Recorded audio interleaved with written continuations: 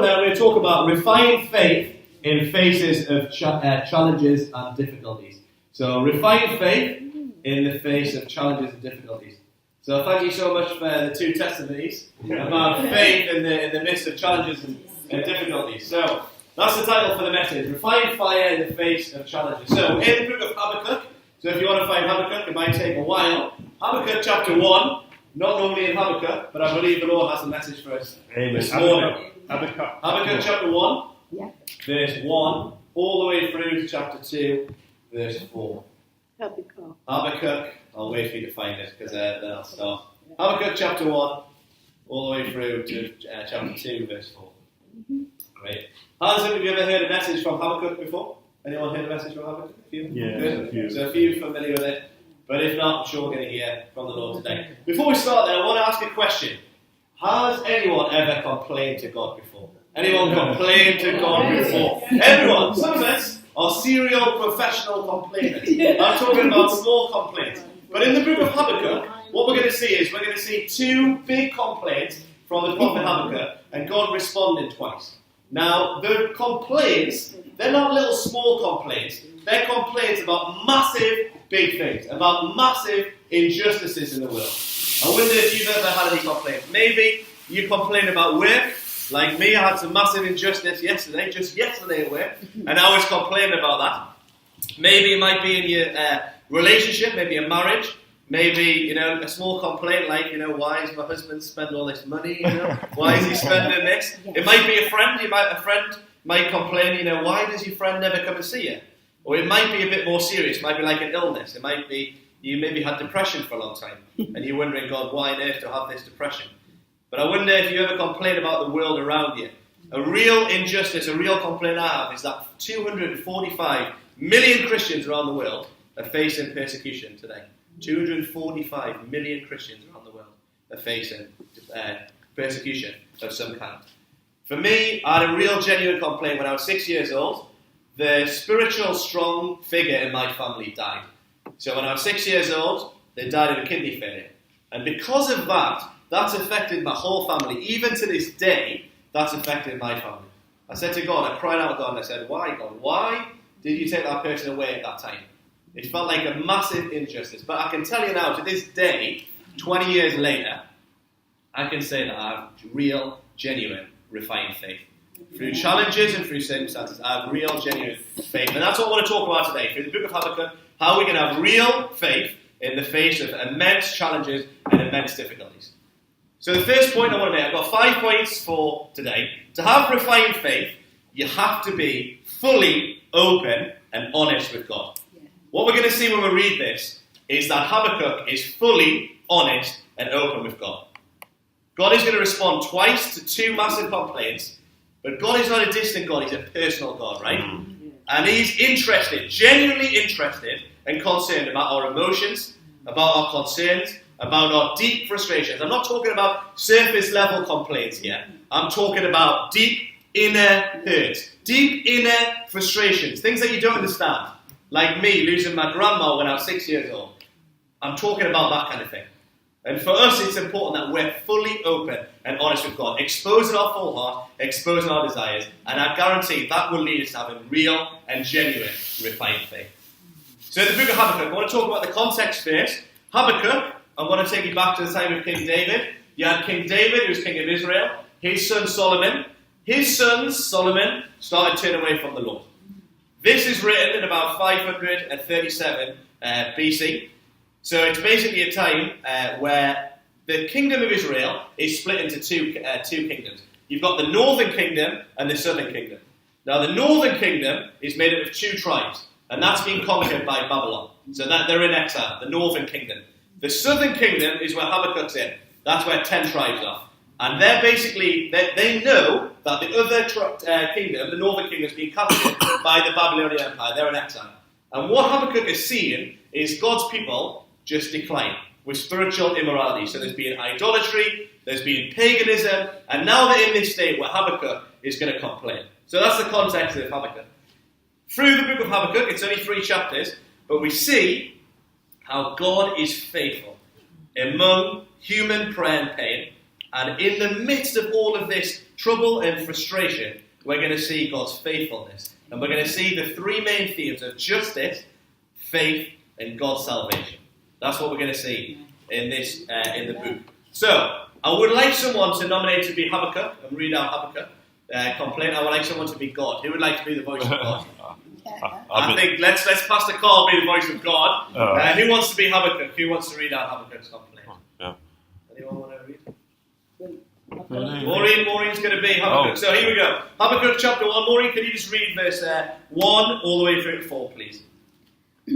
How long, Lord, must I call for help and you do not listen? Or cry out to you about violence and you do not save? Why do you force me to look at injustice? Why do you tolerate wrongdoing? Oppression and violence are right in front of me. Strife is ongoing and conflict escalates. This is why the law is ineffective and justice never emerges, for the wicked restrict the righteous. Therefore, justice comes out perverted. Amen. We'll stop there before we hear God's response. This is Habakkuk's first complaint. The first one. We see him being fully open with God. A few things he's shouting in verse 2 and verse 4. He's shouting out violence. He's shouting out destruction. He's saying to God, look at what's going around me. I can see violence. I can see destruction. Verse 3 picks up on this a few times. He talks about injustice. He's talking about deep injustice. It says in verse 3, he says, destruction and violence are before me. He says that there's injustice. Justice never goes forth. So I don't know what your big complaints are to the Lord. I don't know what your big frustrations are where there's injustice, but this was Habakkuk's big complaint. And he was saying, why is this going on?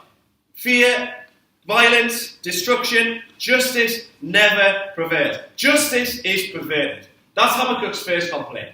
I want you to see he is fully open with God. Whatever your big complaints are, injustice in your life, whatever difficulties, challenges, I want you to be fully honest and open with God. That's the first point from today. Let's read the Lord's response. Pastor Colin, if you want to read from verse 5, let's read from there. How far to? All the way through to 11. All the way to the end. Yeah. Look among the nations and watch. Be utterly astounded.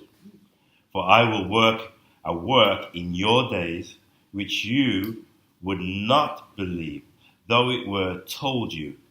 For indeed I am raising up the Chaldeans, a bitter and hasty nation, which marches through the breadth of the earth, to possess dwelling places that are not theirs. They are terrible and dreadful. Their judgment and their dignity proceed from themselves. Their horses also are swifter than leopards, and more fierce than even wolves. Their chargers charge ahead. Their cavalry come from afar. They fly as the eagle that hastens to eat. They all come for violence. Their faces are set like the east wind. They gather captives like sand. They scoff at kings, and princes are scorned by them. They deride every stronghold, for they heap up earthen molds and seize it. Then his mind changes and he transgresses. He commits offense, ascribing this power to his God. Amen. Thanks, Pastor Carl. So, you see in verse 5, so what's happening is God responds. So first of all, God hears our response. He hears our prayer. He hears when we complain, when we're fully open and honest with him. Yes. He hears. It says in verse 5, look, I'm going to do something amazing. You're not even going to believe what's happening. Christopher shared his testimony. He couldn't believe what was going on. He couldn't believe what was happening, right? But it sounds quite good. It sounds positive, right? But verse 6, what's going to happen is, things are going to get a lot worse. So Habakkuk's complaining to God, and verse 6, God says, he's actually saying, I am going to send the Babylonians. I'm going to send this army. They're going to come, this horrendous army. You're complaining to me, but things are actually going to get worse. Verse 6, things are going to get a lot worse. Because if you read the description of these people, the Babylonian Empire that's conquered the northern kingdom. They're now in the southern kingdom. These people are ruthless people. Verse 6. As Carl read that, they're ruthless people who seize dwellings that are not their own. Verse 7, they're a feared and dreaded people. Verse 8, there's some great description. It says they fly like an eagle and they're intent on violence. They're fiercer than wolves at dusk. This is powerful descriptive language that these people are going to come. It's going to be a lot worse. Habakkuk's complaining, things are going to get worse.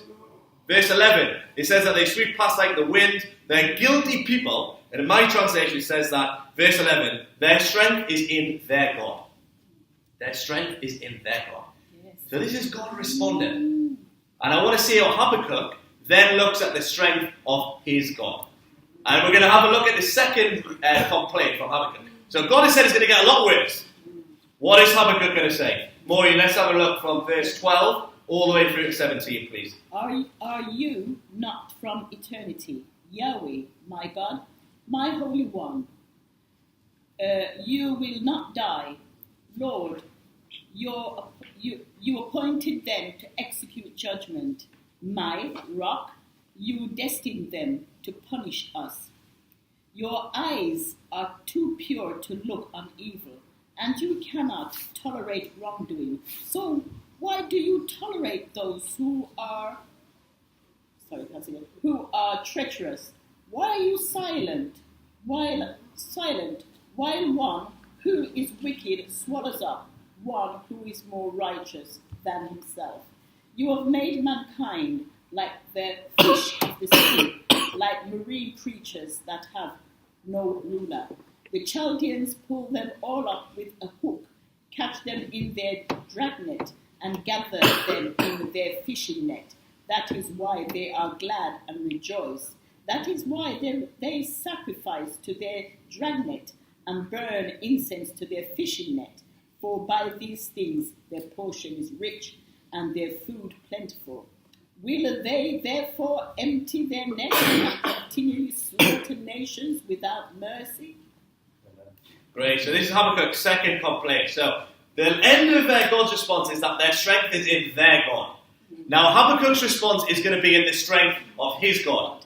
So for me, with my life, when my grandma died, things have got a lot worse. So members of my family went into depression. Family members fell out. Sisters still don't talk to sisters. Up to this day, it's got worse. Like in this story, we see it's got worse. For me, in my injustice, things have got a lot worse, I can tell you.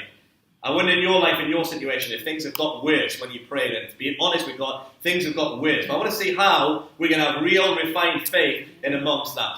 So, in this second complaint, where Habakkuk's being fully honest with God, the second thing is to have an understanding of God's character. An understanding of God's character is the second point. So we have a look at this in verse 12. Habakkuk complains to God on the basis that God is an everlasting God. He says in verse 12, are you not an everlasting God? You've seen all this stuff before. You know people. You're an everlasting God.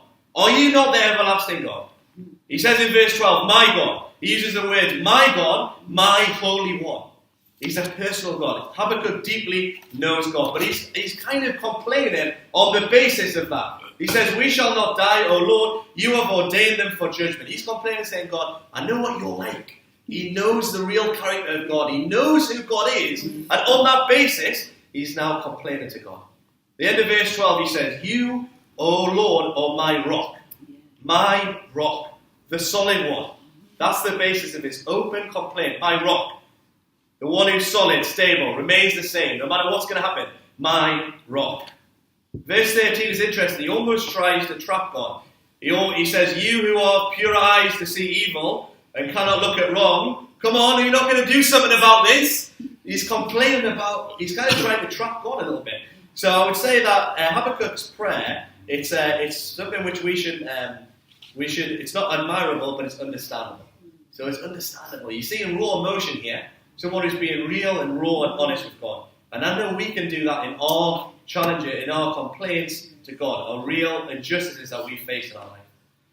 Continues in verse 14, and this is where an understanding of God being their creator God is so important. He says, you make mankind like the fish of the sea. So Habakkuk knows deep down that God is a creator God. He's the God of creation. He created and governs the world. And he is the God of the covenant. So when we're open and honest with God, when we go through challenges, whatever things we go through, is to have a real deep understanding of who God is, his character, God's character. Habakkuk's complaining about injustice and violence, but he sees that God is a God of the upside down kingdom. He sees things different. Habakkuk is complaining, but he knows that God is a life-giving and death-defeating God. That's what we need to believe. When we see these frustration things, when we don't understand everything, we got to know that God's character is a life-giving God and a death-defeating God. And that's the grounding for the hope that Habakkuk has. That's our grounding for us that we have. A life-giving God and a death-defeating God. No matter what comes against us, what challenges come against us, we've got to know that deep, deep down. So in Habakkuk's complaint, the goodness of a creator God is the ground for which he can raise his voice in prayer. The goodness of God is the thing that we can raise our voice in prayer to God with. So that's the second point I want to make. An understanding of God's character. That he is sovereign, that he is the one who sustains, he is a creator God, and that's what Habakkuk complains on the basis of, on God's character and who he really is. Yes. Then continue in verse 15 to 17. In Habakkuk's second complaint, he's talking about how bad the situation is, the challenges. He's really saying to God now, this is how bad these people are. This is what they do. They are the ones who sacrifice, who their food is rich. All of these things, they mercilessly kill nations. So he's really going at God now. He's really saying, God, please do something about this. Because I'm telling you, these people, they're going to come and kill and destroy, and they're going to rip things apart. Maybe in your life you complained about things like the knife crime or whatever you complained about. You really being honest with God and saying, look, this is what's happening. Yes. This is what's really going on in my life.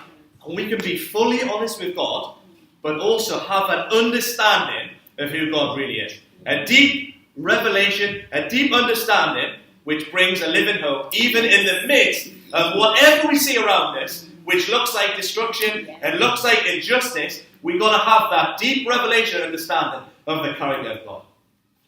The second thing I want to talk about is an intercession and prayer.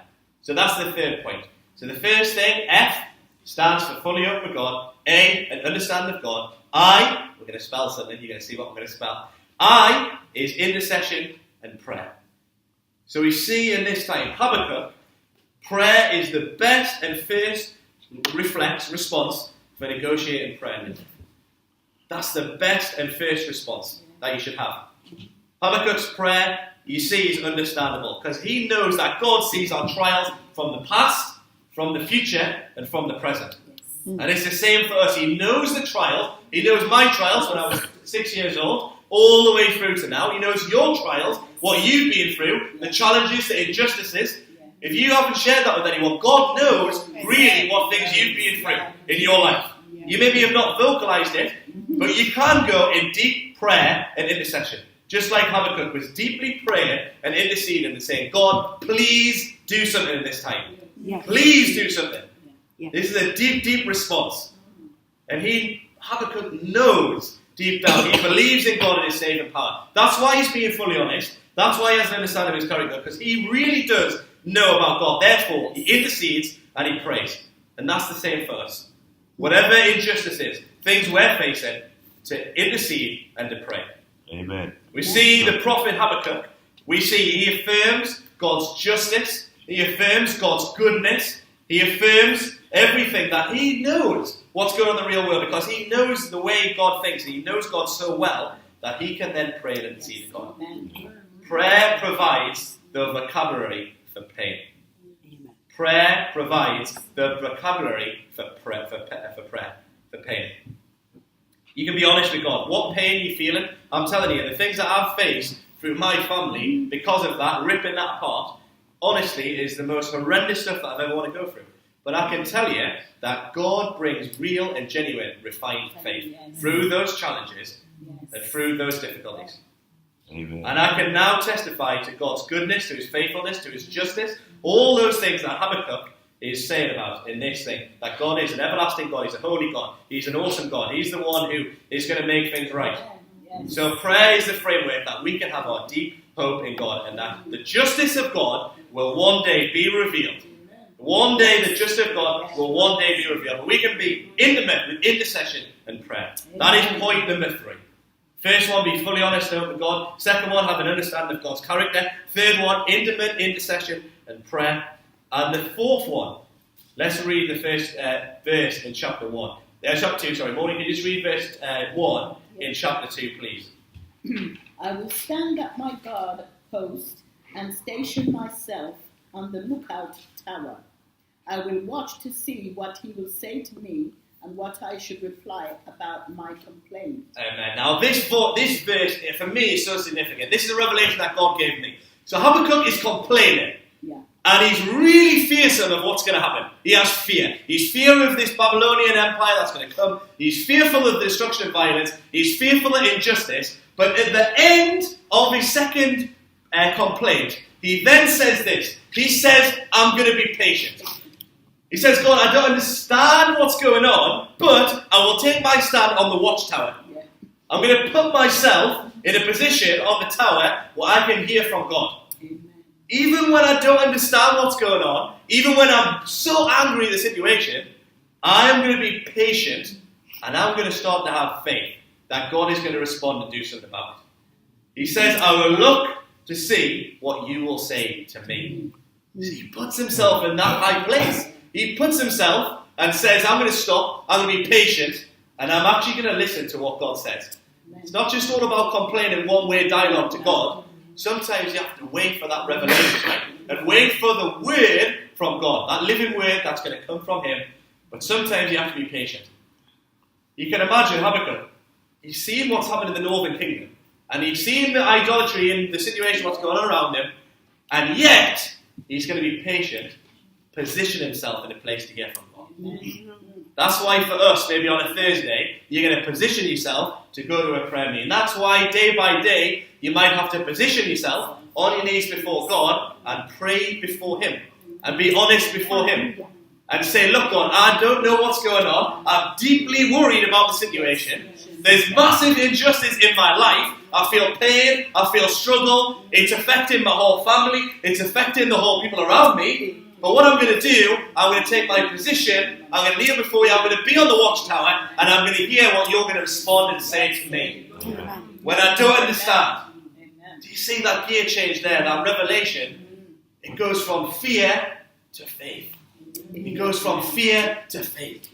And I know that God wants to be a people that goes from fear to faith. From outrage to patience. Yes. From outrage to patience. That's the journey that God wants to take us on. He's took me on it from a young boy from 6 years old to have refined, real, genuine faith when I don't understand.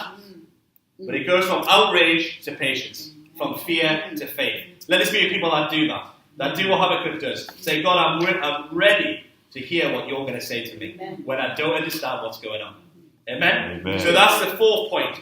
Fourth point is to trust and have patience. Yes. Trust and have patience. You know, someone like Habakkuk would have seen what's happened through the whole of the history of Israel. So you see that God, what was meant for evil, always works out for the good. See, from Joseph, he was sold into slavery by his brothers. What was meant for evil works out for his good, ends up in a position where God can use him. Going from there, they were in the Exodus in slavery. The people were in slavery crying out to God. What happened? God delivered them into the wilderness, into the promised land. People in the wilderness, they were complaining, serious complaining, and God took some of them into the promised land, took Israel into the promised land. So Habakkuk can see all of that stuff, and he's seen how God is being faithful, and he's now complaining on that basis. And that's the same for us, to trust and to fully be patient with God. That what was meant to be for evil will work out for our good. Amen. Whatever is happening in your life, I don't know the injustice, whether you've had an injustice with your son being born, whatever's happened in your life, I don't know what that is, but God does know. And I want you to go from outrage to patience and from fear to faith. But I'm not talking about surface level faith, I'm talking deep levels of faith. I want to read God's response. So we've seen Habakkuk's second complaint. Pastor Carl, can you read verse 2 to 4, please? Yes. So, then the Lord answered me and said, write the vision and make it plain on tablets, that he may run who reads it. For the vision is yet for an appointed time, but at the end it will speak. It will not lie. Though it tarries, wait for it, because it will surely come. It will not tarry. Behold, the proud, his soul is not upright in him, but the just shall live by his faith. Amen. Amen. So this is God's second response. So Habakkuk's complained twice, being fully honest with God, understands the character of God. He's interceded, he's prayed, and now he's trusted, he's patient. And now God responds. And he says this. I don't know if you've heard this passage before. It's a very famous passage. So God says, write down this revelation. Write down what I'm going to say. Make it plain on the tablets. Make it plain so you can read it when you're running with it. So sometimes when God speaks, whatever he speaks over in your life, sometimes things might get worse. Sometimes things might get chaotic, and you might actually forget really what God specifically says because of what's going on. For me in my life, God has said specific things, and I know he would have said specific things to you in your life, and you have to write down that revelation. Write down exactly what he says. Write it plain so you can remember it for what happens when it gets worse. Because remember, it's going to get worse, right? Things are going to get worse. Write it down. For the vision of this new church, God said we're going to move into a new building. You've got to write it down. You've got to write down the revelation so you can remember it on the run. Whatever it is, you've got to write it down. God says for the revelation, to Habakkuk, he says, for the revelation awaits for the appointed time. It speaks of the end, and it will not prove false. So God is a God who's a true God. It won't be proved false. It will be true. Amen. So whatever he's spoken over your life, whatever revelation he's given you in your situation, your injustice, in your complaints, in your challenges, whatever it is, there will be an appointed time. Just like with Joseph, just like when they went out of slavery, just like when they got delivered from the judges, constantly, time and time again, the people of Israel, God's people, the revelation will wait for an appointed time, and it will not prove false. It will not prove false. In your life, whatever it is, whatever the enemy's lying to you, saying this is what's going to happen, it won't come true. It won't, whatever God said, it won't come true. It will come true what God said, whatever the enemy said it won't. Though it lingers, wait for it. There's that thing about patience again. You've got to be patient. It might linger, it might get a lot worse. I'm telling you, even in the last few years, things have got a lot worse in my injustice in my family, but wait for it. You've got to wait for it. Whatever was meant for evil, God will flip it and work it for his good. I believe that. You've got to believe that. Be fully honest. Have an understanding of God's character. Intercede, pray, trust, and be patient. Wait for it. You've got to wait, because that's going to prove your real and genuine faith. You're going to go through it. Chris had to wait. You have to wait after those meetings. The next meeting, you've got to wait sometimes.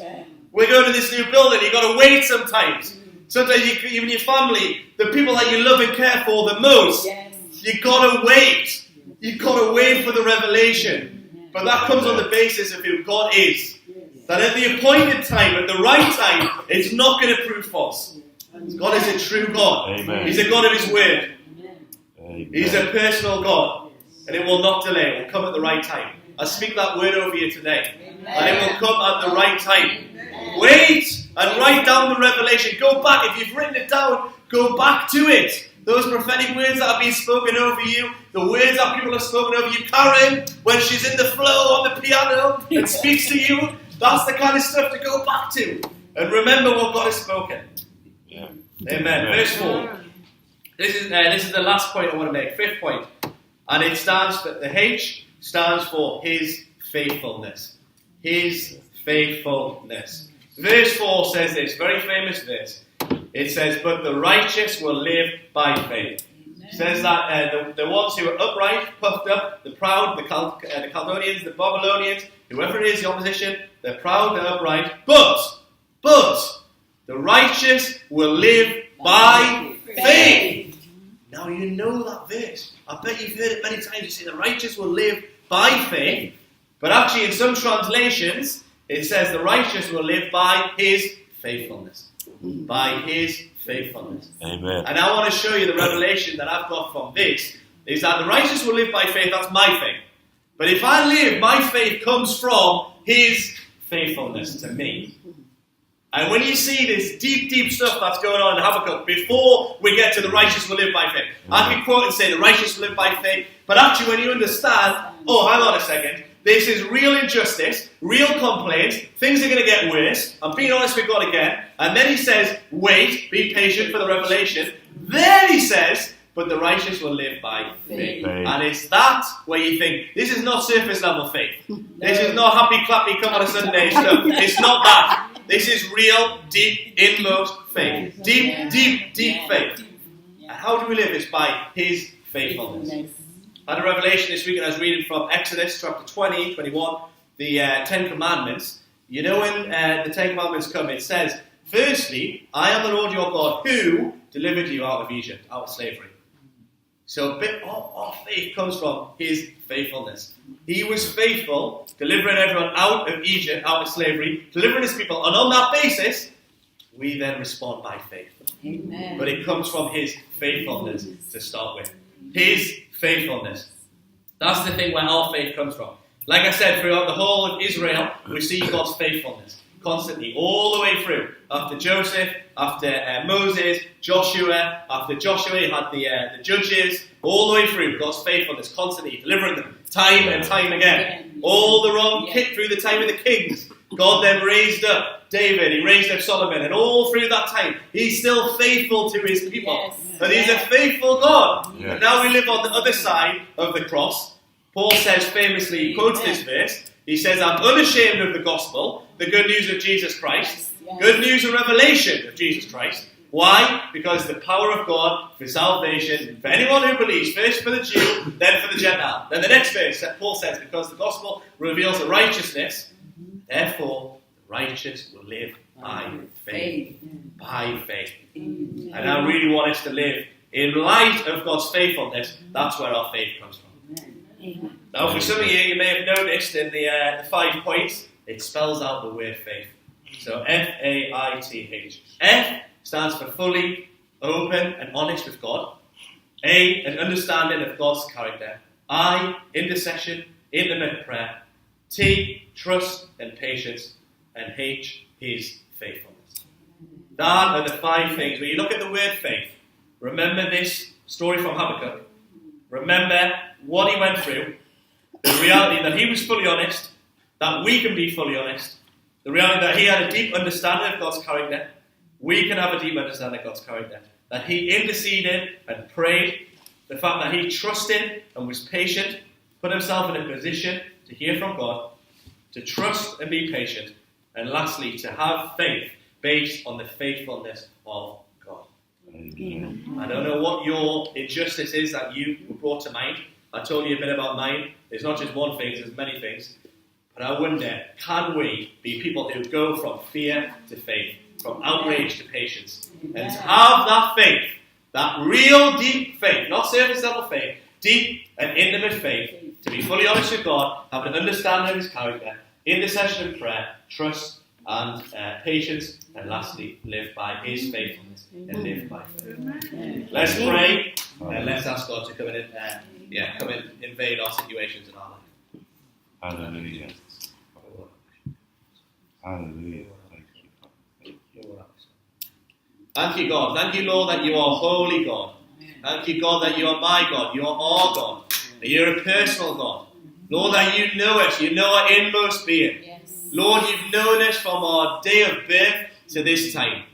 And Holy Spirit, I just thank you where you've been reminding everyone in this room, Lord, about times where there's been deep injustice, times, Lord, where there's been deep challenge, where there's been deep opposition.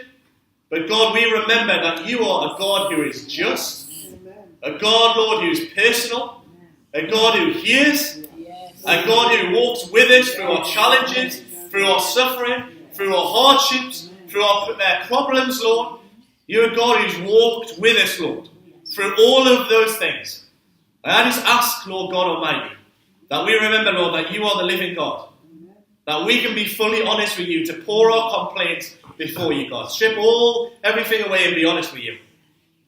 To, Lord, have an understanding of your character, that you are sovereign, that you are God, Lord, of the covenant who keeps his promise, the God who's true, the God who, when you speak, Lord, you mean every word that you say. We thank you, God, for who you are. Thank you, God, that you hear our prayer, Lord, that we can pray and intercede, Lord. And we do pray and intercede for all the situations that are going on in our lives now, Lord.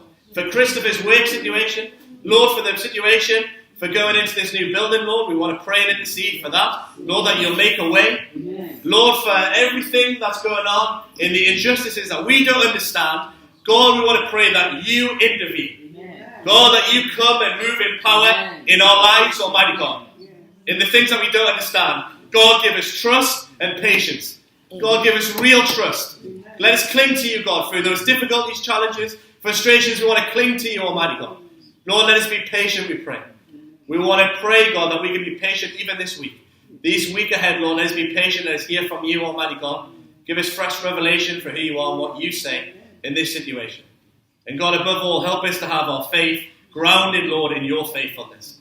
You're such a faithful God. Lord, through the Old Testament up to this very day, you are a faithful, faithful God. We bless you, we praise you, God. Come and minister to each one of our hearts and each one of our situations, God. Come and go before us, Lord, as we leave here today. Go before us, Lord, we pray. Thank you for the word that you've given us, Lord. Let it fall, Lord, and the good soil into our hearts. And Lord, let us walk out of here, Lord, with praise, Lord. Not with complaint, but with praise. And not with fear, but with faith, Almighty. We give you all the praise and glory, and we pray in Jesus' name. Amen. Amen.